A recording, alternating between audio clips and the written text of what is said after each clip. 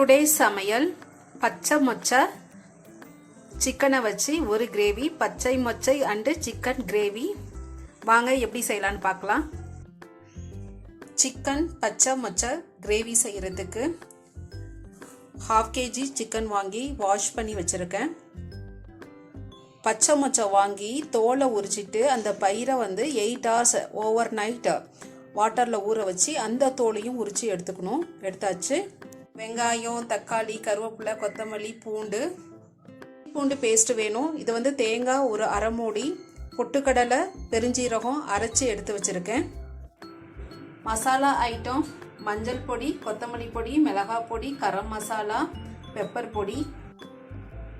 தாளிப்புக்கு அன்னாசிப்பூ, ஜாதிக்காய் துருவி வச்சுருக்கேன், பட்டை, கிராம்பு, அவ்வளோதான்.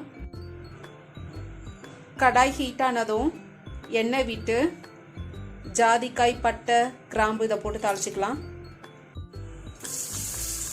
வெங்காயம்,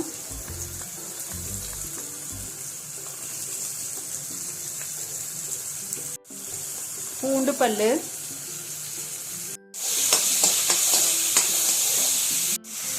ஒன்றரை டீஸ்பூன் அளவு இஞ்சி பூண்டு பேஸ்ட்டு, தோல் உரிச்சி வச்சிருக்க மொச்சப்பயிறு, க்ளீன் பண்ணி வச்சிருக்க சிக்கன்,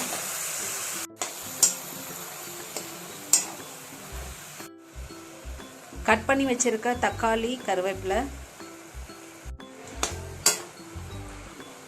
மூடி போட்டு ஒரு 10 minutes வேக வச்சிடலாம். 10 to 15 minutes சிக்கனும் மொச்சப்பயிரும் வெந்ததும் மசாலாலாம் ஆட் பண்ணிக்கலாம். மிளகாய் பொடி, கொத்தமல்லி பொடி, கரம் மசாலா, மஞ்சள் பொடி, பெப்பர், தேவையான அளவு சால்ட் ஆட் பண்ணிக்கலாம். அரைச்சி வச்சிருக்க அரை மூடி தேங்காவை ஆட் பண்ணிக்கலாம். நல்லா மிக்ஸ் பண்ணி 10 minutes எகெயின் வேக வச்சா நம்மளுக்கு கிரேவி ரெடி ஆயிரும். இது மாதிரி திக்காக வேணும்னா சப்பாத்திக்கு வச்சுக்கலாம். சாதத்துக்கு கொஞ்சம் வாட்டர் ஆட் பண்ணி கொஞ்சம் லிக்விடாக வச்சுக்கலாம். ஃபைனலாக கொத்தமல்லி இலை தூவி ஸ்டவ்வை ஆஃப் பண்ணிடலாம்.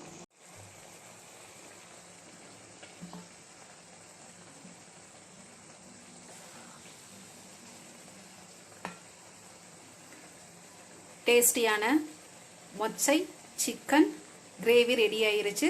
தேங்க்ஸ் ஃபார் வாட்சிங்.